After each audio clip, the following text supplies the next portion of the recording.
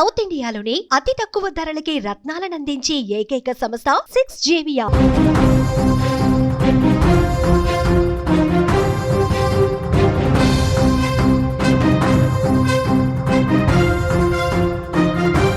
Operation Sindoor సమయంలో భారత్ యుద్ధ విమానాలను కోల్పోయిందని chief of defence staff CDS general Anil Chauhan అంగీకరించారు. ఎన్ని యుద్ధ విమానాలు కోల్పోయినది వెల్లడించలేదు. 4 రాఫెల్లు సహా 6 ఫైటర్లను కూల్చామని పాకిస్తాన్ చెప్తున్నది మాత్రం తప్పని ఆయన క్లియర్ గా చెప్తున్నారు. ఎన్ని ఫైటర్లు కూలాయన్నది ముఖ్యం కాదని, ఎందుకు కూలిపోయాయన్నది కీలకమని పేర్కొన్నారు. తప్పు ఎక్కడ జరిగిందో వెంటనే గుర్తించి సరిదిద్దుకున్నామని కూడా ఆయన చెప్తున్న పరిస్థితి కనిపిస్తుంది. తర్వాత 2 రోజుల్లోనే అన్ని రకాల విమానాలు ఆయుధాలతో ఖచ్చితమైన దాడులు చేసి పాక్ను దెబ్బకొట్టామని కూడా ఆయన అంటున్నారు. పాక్తో నెలకొన్న ఉద్రిక్తతల్లో భారత్ యుద్ధ విమానాలను కోల్పోయిందన్న అంశాన్ని అధికారికంగా అంగీకరించడం ఇది మనం తొలిసారని చెప్పుకోవచ్చు. శనివారం సింగపూర్లో జరిగిన షాంగ్రీలా డైలాగ్ సెక్యూరిటీ ఫోరం సదస్సుకు హాజరైన సిడిఎస్ అనిల్ చౌహాన్ అక్కడ బ్లూంబర్గ్ టీవీకి అలాగే రైటర్స్ కు విడిగా ఇంటర్వ్యూలు ఇచ్చారు. ఈ సందర్భంగా 6 భారత యుద్ధ విమానాలు కూల్చామని పాకిస్తాన్ ప్రధాని షహబాజ్ షరీఫ్ చేసిన ప్రకటనను ప్రస్తావించగా, ఎన్ని విమానాలు కూలాయన్నది ముఖ్యం కాదు, ఎందుకు కూలిపోయాయి అన్నది, తప్పు ఎక్కడ జరిగిందన్నది మాత్రం ముఖ్యమని కూడా అనిల్ చౌహాన్ అంటున్న పరిస్థితి కనిపిస్తుంది. యుద్ధం జరిగినప్పుడు నష్టాలు ఉండక మానవు. మే 7న ఆపరేషన్ సింధూర్ మొదలైన సమయంలో భారత్ కు కొంత నష్టం జరిగింది. ఆ నష్టాలకు కారణం ఏంటి, ఆ తర్వాత చేయాల్సింది ఏంటి అనే దానిపై దృష్టి పెట్టాం. మేం చేసిన వ్యూహాత్మక తప్పిదం ఏంటో వెంటనే గుర్తించి విశ్లేషించాం. దాన్ని వెంటనే సరిదిద్దుకున్నామని కూడా అనిల్ చౌహాన్ చెప్తున్న పరిస్థితి కనిపిస్తుంది. 2 రోజుల్లోనే అన్ని రకాల యుద్ధ విమానాలను ఆయుధాలతో రంగంలోకి తెచ్చామని అనిల్ చౌహాన్ పేర్కొనడం జరిగింది. అయితే ఇరు దేశాల మధ్య అణుయుద్ధం జరిగేటటువంటి పరిస్థితి ఏది తలెత్తలేదని కూడా అనిల్ చౌహాన్ చెప్తున్న పరిస్థితి కనిపిస్తుంది. భారత్ పాక్ మధ్య అణుయుద్ధాన్ని ఆపానని, కాల్పుల విరమణకు ఒప్పించారని ట్రంప్ చేసిన వ్యాఖ్యలనైతే ఆయన ఈ సందర్భంగా తోసిపుచ్చడం జరిగింది. ఇక ఇదే అంశానికి సంబంధించి మరింత సమాచారాన్ని మా న్యూస్ ఎడిటర్ తిరుమల అందించే ప్రయత్నం చేస్తారు. తిరుమల్, ఇక్కడ మనం చూడొచ్చు, అంటే ఇప్పటి వరకు మోదీ మాట్లాడిన సందర్భాలు మనం చాలా వరకు చూసాం. ఆపరేషన్ సింధూర్ తర్వాత ఆయన మీడియాతో ఏ విధంగా మాట్లాడారో చూసాం. ఫస్ట్ టైం అనిల్ చౌహాన్ అయితే యుద్ధ విమానాలు కూలిపోయాయి అనేది కూడా ఆయన ప్రకటన చేశారు. మన మోదీ మాట్లాడిన సందర్భంలో ఎక్కడైతే ఆయన చెప్పలేదు. పాకిస్తాన్ పిఎం కూడా షహబాజ్ షరీఫ్ కూడా కొన్ని వ్యాఖ్యలు చేశారు. ఫైటర్ జెట్లు కూల్ చేశామని కూడా ఆయన చెప్పారు. బట్ ఇప్పటి వరకైతే మోదీ చెప్పని పరిస్థితి కనిపిస్తుంది. దీని అంతటినీ మనం ఏ విధంగా చూడాలంటారు? జానకి, ఇప్పుడు దేశం మొత్తం 2 ప్రశ్నలకి సమాధానం కోరుకుంటుంది. ఆ 2 ప్రశ్నలు ప్రధాని మోదీ నుంచి ఆన్సర్ కావాలని దేశం మొత్తం ఎదురు చూస్తుంది. నిన్న సింగపూర్లో మన సిడిఎస్ అనిల్ చౌహాన్ చేసిన వ్యాఖ్యల తర్వాత ఈ ప్రశ్నలకి అత్యంత ప్రాధాన్యత ఏర్పడింది. మొదటి ప్రశ్న ఏంటంటే, పాకిస్తాన్ భారతదేశానికి సంబంధించిన యుద్ధ విమానాల్ని కూల్చివేసిందా ఆపరేషన్ సింధూర్లో? అంటే ఇప్పటిదాకా ఈ ప్రశ్నకు సమాధానం చెప్పడానికి భారతీయ జనతా పార్టీ కానీ, బీజేపీ ప్రభుత్వం కానీ, మోదీ సర్కార్ కానీ ఎటువంటి సుముఖత వ్యక్తం చేయలేదు. కాంగ్రెస్ పార్టీ మొదటి నుంచి ప్రశ్నిస్తుంది. రాహుల్ గాంధీ ప్రశ్నిస్తే రాహుల్ గాంధీని దేశద్రోహి అంటూ బీజేపీ నాయకులు విమర్శలు చేశారు, మంత్రులు కూడా విమర్శలు చేశారు. అయితే ఈ విమర్శల నేపథ్యంలో భారతదేశంలో ఈ ప్రశ్నకు సమాధానం దొరకపోవడం, రాజకీయంగా ఈ ప్రశ్న దుమారం రేపడం, ఇటు పాకిస్తాన్ ఏమో మేము భారతదేశానికి సంబంధించిన యుద్ధ విమానాల్ని కూల్చేశామని చెప్పడం, ఇవన్నింటి నేపథ్యంలో నిన్న మన సిడిఎస్ ఆర్మీ చీఫ్, త్రివిధ దళాల చీఫ్ సింగపూర్లో ఇచ్చిన ఒక ఇంటర్వ్యూలో చాలా స్పష్టంగా చెప్పారు. మా యుద్ధ విమానాలు కూలాయా లేదా అని, ఎన్ని కూలాయి అంటే పాకిస్తాన్ చెప్పినట్టుగా 6 యుద్ధ విమానాలు కూలలేదు, కానీ నష్టం జరిగింది, దాన్ని వెంటనే మేము సరిదిద్దాం, మిగతా యుద్ధ విమానాలతో దాన్ని కవర్ చేశాము, బలోపేతమయ్యాం వెంటనే అని చెప్పారు. అంటే ఖచ్చితంగా ఇక్కడ యుద్ధ విమానాలు ఏవో కూలాయి పాకిస్తాన్ భూభాగంలో అనే అనుమానం కలుగుతుంది. ఆయన దానిపైన స్పష్టత ఇవ్వలేదు, కానీ కూలాయి కానీ చెప్పం బయటికి అన్నట్టుగా ఉంది సమాధానం. దీంతో ఆపరేషన్ సింధూర్లో భారత్కి ఖచ్చితంగా నష్టం జరిగిందని చెప్తున్నారు. సిడిఎస్ కూడా అదే మాట చెప్పారు. యుద్ధం అన్నప్పుడు కొంత నష్టం జరుగుతుంది అని చెప్పుకొచ్చారు తప్ప కూల్లేదు అని ఎక్కడ, అంటే రాహుల్ గాంధీ అడుగుతున్న ప్రశ్నలకు కానీ, లేకపోతే కాంగ్రెస్ పార్టీ కానీ, ఇతర విపక్షాలు అడుగుతున్న ప్రశ్నలకు కానీ సమాధానంగా కూల్లేదు అని ఎక్కడ నీట్గా చెప్పే పరిస్థితి లేదు. కానీ మొత్తానికి బీజేపీ యుద్ధంలో మేమే గెలిచాం, భారత్ గెలిచింది అనే విషయాన్ని అంటే భారతీయులుగా మనం అందరం దాన్ని సమర్థించాలి. ఎందుకంటే నిజానికి పాకిస్తాన్ పైన విజయం సాధించింది మనమే. కానీ యుద్ధ విమానాల విషయంలో కొంత రహస్యం దాగి ఉంది. ఈ విషయాన్ని ఎందుకు ప్రధాని మోదీ ప్రజలకు చెప్పలేదనే ప్రశ్న మొదటి ప్రశ్నగా మారుతుంది. రెండో ప్రశ్న వచ్చేసి, ట్రంప్, అమెరికా అధ్యక్షుడు డొనాల్డ్ ట్రంప్ భారత్ పాక్ యుద్ధాన్ని నేనే ఆపాను, వాణిజ్య బెదిరింపులతో, అంటే ట్రేడ్ బెదిరింపులతో నేను ఆపాను, అందుకోసమే భారత్ పాకిస్తాన్ రెండు కాంప్రమైజ్ అయ్యాయి, రాత్రికి రాత్రే సీజ్ ఫైర్కి అంగీకారం తెలిపాయి, ఇది గొప్ప విజయం అని నిన్న కూడా మాట్లాడాడు ట్రంప్. నిన్న మాట్లాడాడు, మొన్న మాట్లాడాడు. ట్రంప్ ప్రపంచవ్యాప్తంగా భారత్ పాక్ రెండు పెద్ద అనుదేశాలు, ఈ అనుదేశాలకు వచ్చిన యుద్ధాన్ని నేనే అడ్డుకున్నానని చాలా బలంగా చెప్తున్నారు. డొనాల్డ్ ట్రంప్ ఎందుకు ఇలా చెప్తున్నారంటూ కాంగ్రెస్ నాయకుడు జైరాం రమేష్ చాలాసార్లు ప్రధాని మోదీకి లేఖలు రాశారు, ప్రభుత్వానికి లేఖలు రాశారు.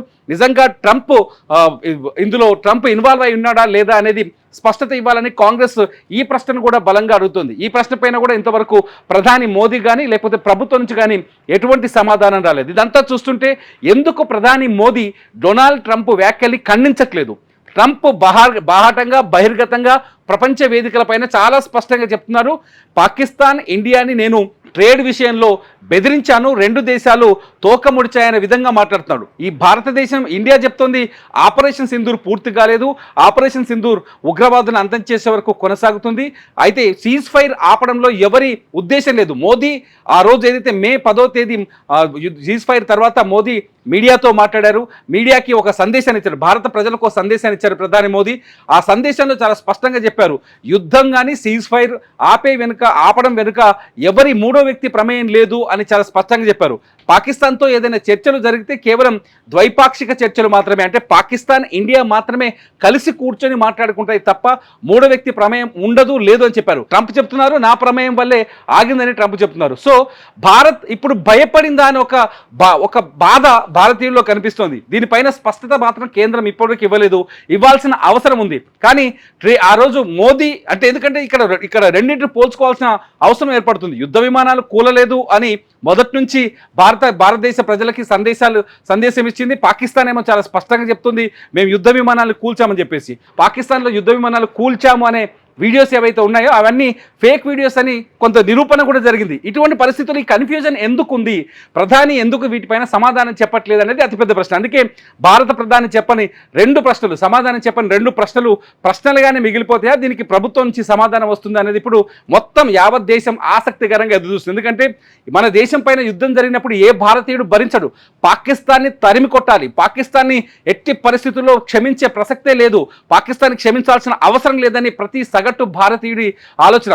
అది కాంగ్రెస్ పార్టీ కావచ్చు, బీజేపీ కావచ్చు, ఇంకెవరైనా కావచ్చు, ప్రతి ఒక్కరి ఆలోచన ఏంటి, పాకిస్తాన్ మన భారతదేశంలో రక్తాన్ని పారిస్తోంది, ఉగ్రవాదాన్ని పెంచి పోషిస్తోంది. ఆఖరికి మన విజయనగరం లాంటి ప్రాంతంలో ఉన్న ఒక మామూలు ఇంజనీరింగ్ స్టూడెంట్ని కూడా ఉగ్రవాదిగా మార్చడం వెనుక పాకిస్తాన్ పాత్ర ఉంది. ఇటువంటి పాకిస్తాన్ని క్షమించాల్సిన అవసరం లేదు.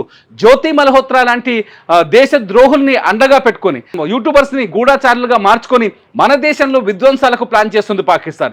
విజయనగరంలో పైడితల్లి అమ్మవారి టెంపుల్ ముందు బ్లాస్ట్ జరపాలని సిరాజ్ అనేవాడు పెద్ద ప్లాన్ చేశాడని నేను బయటపడితే నిజంగా వెన్నులో వణుకు పుడుతుంది. ఇటువంటి పాకిస్తాన్కి క్షమించాల్సిన అవసరం లేనప్పుడు ప్రధాని మోదీ ఎందుకు ఈ రెండు ప్రశ్నలకి సమాధానం చెప్తలేరు అనేది ఇప్పుడు అతిపెద్ద ప్రశ్నగా మారింది. మొత్తానికి ఒకటి, సిడిఎస్ చెప్పిన సమాధానంతో చాలా స్పష్టంగా కూడా అర్థమవుతుంది ఏంటంటే మనకు కూడా నష్టం జరిగింది, భారత్కు కూడా నష్టం జరిగింది చెప్తే తప్పేం లేదు. ఎందుకంటే అభినందన్ గతంలో పాకిస్తాన్లో పడిపోయారైన మన జెట్ ఫైటర్ ఆయన్ని వెనక్కి తీసుకురావడానికి కోసం దేశం మొత్తం ఒకటైంది ఆ రోజు. సో అటువంటి సిచ్యువేషన్ ఉన్నప్పుడు చెప్తే తప్పేంటి అనేది విపక్షాల వాదన, ప్రతిపక్షాల వాదన. దీనిపైన సిడిఎస్ నిన్న ఇచ్చిన ఇంటర్వ్యూలో స్పష్టత ఇవ్వడంతో ఒక్కసారిగా ఇది పెద్ద రాజకీయ దుమారాన్ని రేపుతుంది, వివాదాస్పదంగా మారిందని చెప్పాలి. అందుకని ప్రధాని మోదీ ఎందుకు ఈ ప్రశ్నకు సమాధానం చెప్పలేదనేది మొదటి ప్రశ్నగా మారితే, రెండోది వచ్చేసి సీజ్ ఫైర్ వెనుక ట్రంప్ను ఎందుకు ఖండించట్లేదు. ట్రంప్ పదే పదే చెప్తున్నాడు, డొనాల్డ్ ట్రంప్ మేమే ఆపాము, రేపు పాకిస్తాన్ దౌత్యవేత్తలు మా దగ్గరకు వస్తారు ట్రేడ్ ఒప్పందాలు కుదుర్చుకోవడానికి, భారత్ కూడా కుదుర్చుకుంటుంది, మేము బెదిరించాం భారత్ని అందుకనే లొంగిందనే విధంగా ఒక సందేశం వచ్చే విధంగా కనిపిస్తుంది. ఇది ఏ భారతీయుడు భరించలేనిది.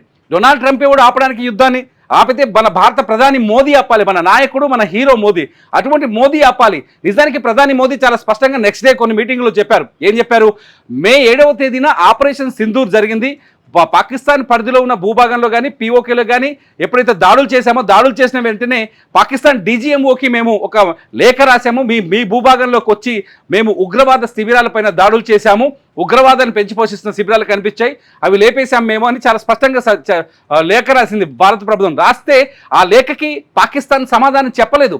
పాకిస్తాన్ సమాధానం చెప్పకుండా పాకిస్తాన్ రకరకాల దేశాలు తిరిగింది. మోదీ చాలా స్పష్టంగా చెప్పారు, ప్రధాని మోదీ అన్ని దేశాలు తిరిగి చివరికి అందరి కాళ్ళు పట్టుకొని పాకిస్తాన్ అందరి కాళ్ళు పట్టుకొని చివరికి మే 10వ తేదీన పాకిస్తాన్ DGMO భారత కాళ్ళు పట్టుకున్నాడు. భారత్కి ఫోన్ చేసి అప్పుడు ఫోన్ చేసి రెస్పాండ్ అయ్యి సీజ్ ఫైర్కి వస్తాం, మేము శాంతి చర్చలకు వస్తామని చెప్పేసి ఆ రోజు చెప్పడంతో తాత్కాలికంగా సీజ్ ఫైర్ చేశాను తప్ప అంతమించి ఏమి జరగలేదని ప్రధాని మోదీ చెప్పారు. ఈ మాటనే ప్రధాని మోదీ ఈ మాట బలంగా చెప్తున్నప్పుడు ఇది నిజమే అయినప్పుడు ఎందుకు డొనాల్డ్ ట్రంప్ మాటల్ని ఖండించట్లేదు? ట్రంప్ పదే చెప్తుంటే ట్రంప్ ఎక్కడా యుద్ధాన్ని ఆపలేదనే విషయాన్ని ఎందుకు చెప్పలేకపోతున్నారు అనేది అతిపెద్ద ప్రశ్నగా మారుతుంది.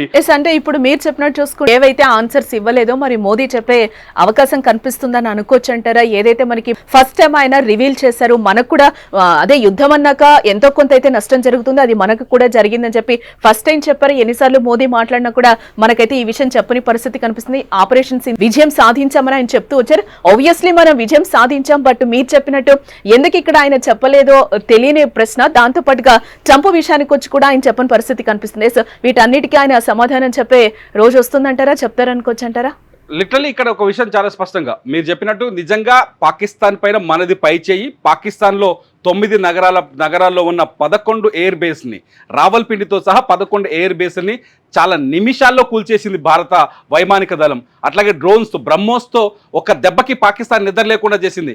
స్వయంగా పాకిస్తాన్ ప్రధానమంత్రి షహబాజ్ షరీఫే ఈ విషయాన్ని ఒప్పుకున్నాడు.